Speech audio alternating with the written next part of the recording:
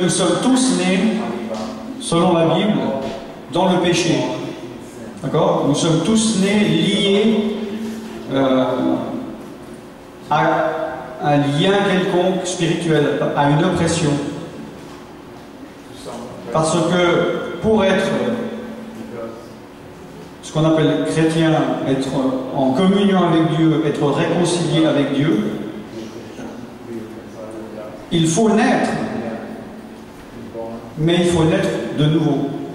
C'est-à-dire, ce n'est pas la naissance physique, même si on a des parents chrétiens, qui font de nous un chrétien.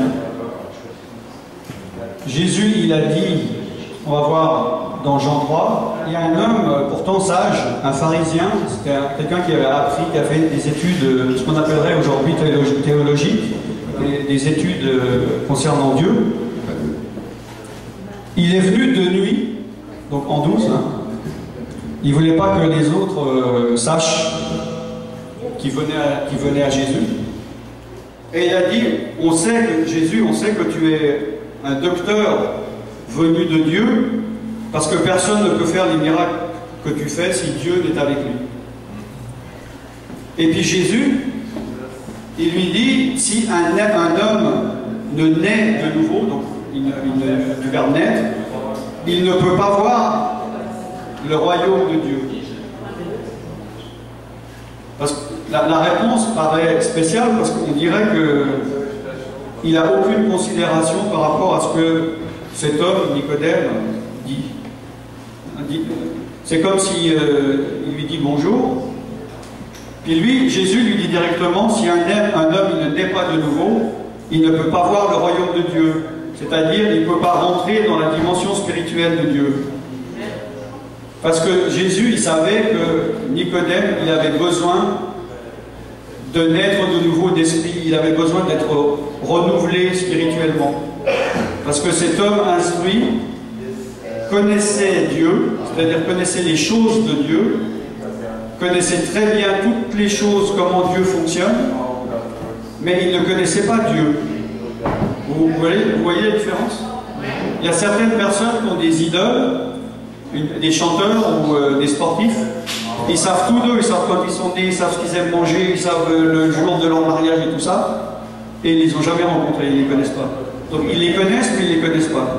Et il y a beaucoup de personnes, ils connaissent Dieu, mais ils ne le connaissent pas.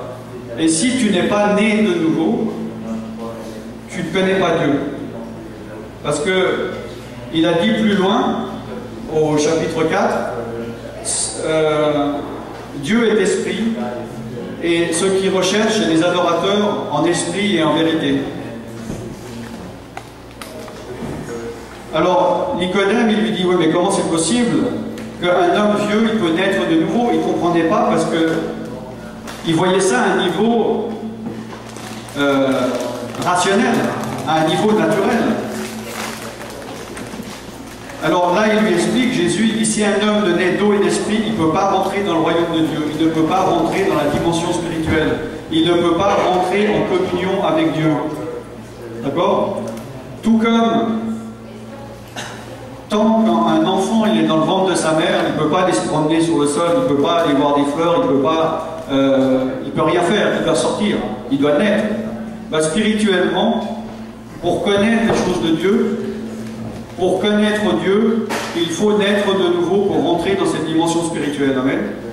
Parce qu'il dit, ce qui est né de la chair est chair, et ce qui est né de l'esprit est esprit. Quand il parle de la chair, il ne parle pas de la viande. Il ne parle pas du corps forcément, il parle de l'âme. Hein, on sait que quand dans la Bible on parle de la chair, j'en avais parlé je crois il y a quelques semaines, on parle aussi de la personnalité de l'âme. Parce qu'on connaît les œuvres de la chair, qui sont la colère, des choses comme ça, et ça fait partie de la personnalité. Donc ce qui est né charnellement, quand on est né, bébé, c'est une chose. Et quand on est né spirituellement, c'est autre chose. C'est deux créatures différentes. C'est pour ça que la Bible dit que nous sommes une nouvelle créature, toutes choses anciennes sont passées, toutes choses sont devenues nouvelles. Nous commençons une nouvelle vie.